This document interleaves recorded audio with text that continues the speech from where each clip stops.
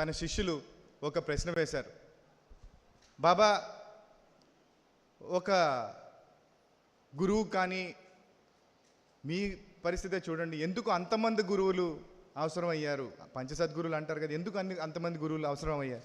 ఎవరికైనా సత్యానుభవం కలగాలి అంటే అంతమంది గురువులు, మల్టిపుల్ నెంబర్ ఆఫ్ మాస్టర్స్ అవసరమా అని ప్రశ్న వేశారు.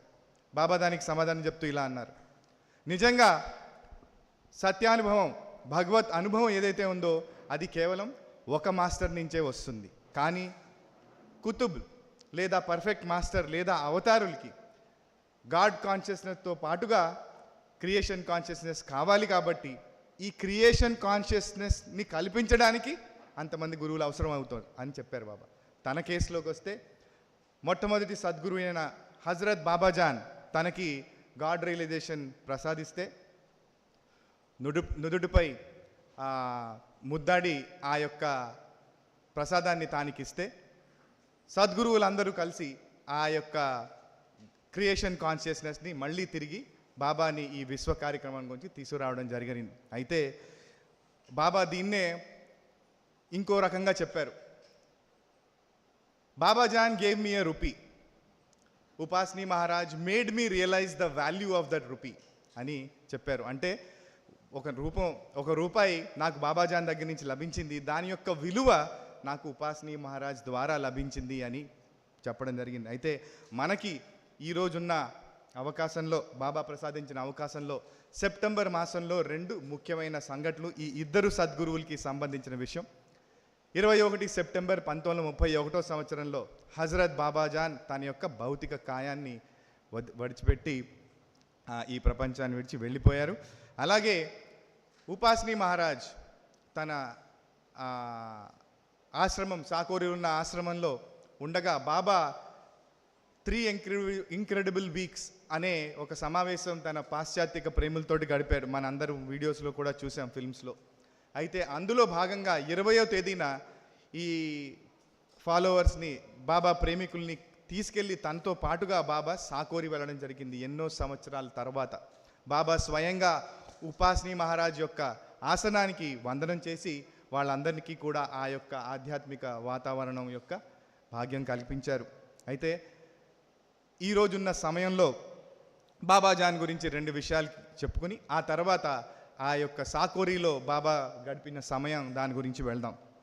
బాబాజాన్ మాట ఎప్పుడు విన్నా బాబా ముఖంపై ఒక యునిక్ తేజస్సు, ప్రత్యేకమైన తేజస్సు బాబా ముఖంపై కనపడేదంట. ఎంతో గౌరవంగా బాబా నిందించేవారు. అయితే బాబాజాన్ కదా మనకి ఉన్న సమయంలో చెప్పుకోవడానికి అవకాశం లేదు. బలూచిస్తాన్లో ఒక ముస్లిం రాజకుమారిగా జన్మించి తన ఆధ్యాత్మిక ప్రయాణం గురించి చివరిగా పూనా చేరుకోవడం, ఇవన్నీ మనం డీటెయిల్గానే చెప్పుకున్నాం.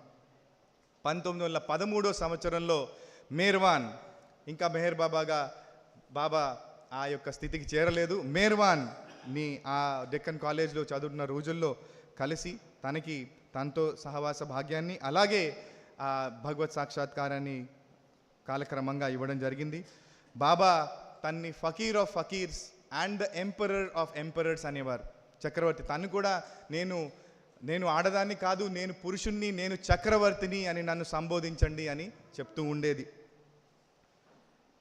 అదే కాకుండా ఈ 1931 సంవత్సరం దగ్గర వచ్చేసరికి తను ఈ రకంగా మిస్టికల్ వేలో ఈ రకంగా చెప్పేది, I have turned over my goods over to the proprietor. అంటే నాకున్న సంపత్తిని అంతా కూడా, నా దగ్గర ఉన్న సామాన్ అంతా కూడా నేను ప్రొపరైటర్కి ఇచ్చేసాను. ప్రొపరైటర్ ఎవరు అంటే సాహిబే జమాన్ ఇంద చదువుకున్నాం, ద మసీహా, దాని అర్థం అదే. మెహర్ బాబాని ఉద్దేశిస్తూ ఆ రకంగా తను చెప్తూ ఉండేది. అయితే బాబాజాన్ 21వ తేదీన శరీరం దాలించినప్పుడు బాబా యూరోప్ టూర్లో ఉన్నారు. అక్కడి నుంచి భారతదేశం తిరిగి రావాలి. కానీ శరీరం చాలించిన తర్వాత ఉపాస్ని మహారాజ్ బాబాజాన్ యొక్క శరీరం చాలించారు అని తెలియంగానే బాబా తన ప్లాన్ మార్చేసి అక్కడి నుంచి అమెరికా వెళ్ళాలి అని ఆ ప్రయాణాన్ని వేరే రకంగా తన ఇన్నర్ వర్క్ని కొనసాగించారు.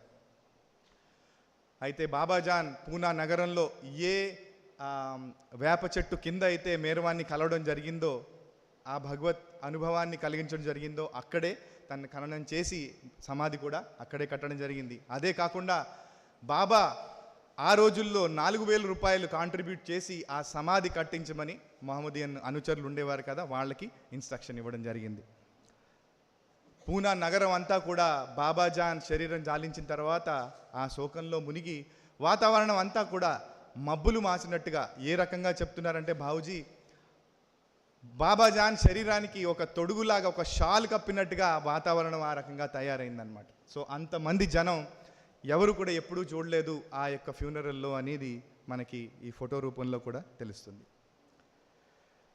అయితే ఈరోజు ఉన్న సమయంలో ఫిల్మ్ టైంలో యోగి ఆఫ్, తను ఎంపరర్ ఆఫ్ ఎంపరర్స్ అని హజరత్ బాబాజాన్ అంటే యోగి ఆఫ్ యోగీస్ అన్నారు.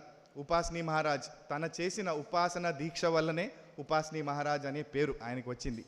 అయితే బాబా తన పాశ్చాత్యక ప్రేమికుల్ని అక్కడికి తీసుకెళ్లడంలో ఏంటి అంటే అందులో ఉన్న సిగ్నిఫికెన్స్ చెప్తూ అంటున్నారు, ఉపాసనీ మహారాజ్ అంత ఘనమైన గురువు యొక్క ఆధ్యాత్మిక సంపద మీకు అందరికీ తెలియాలి, అందుకే ఇక్కడికి తీసుకొస్తున్నాను. ఆ తర్వాత రోజుల్లో బాబా సెప్టెంబర్ మాసంలోనే 30వ తేదీన ఫైనల్ డిక్లరేషన్ అని తన అవతార్హుడ్ని చాటిస్తూ ఖచ్చితంగా మెసేజ్ ఇవ్వడం జరిగింది. దానికి వాళ్ళకి ఆ ప్రిపరేషన్ కింద ఇది ఏర్పడింది, ఆ అనుభవం ఏర్పడింది అని బాబా చెప్పారు మనకి.